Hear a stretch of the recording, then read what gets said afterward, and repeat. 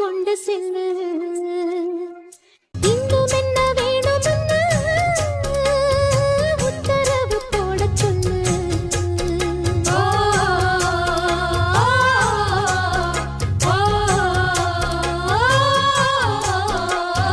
ஆலங்குச்சி நாம் வளர்ச்சு பல்லக்குன்னு செஞ்சு தாரே பல்லக்குல மாமன் வந்தா பகல் முடிஞ்சு கொஞ்சம் வாரே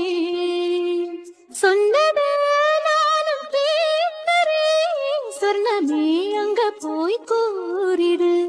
கத்து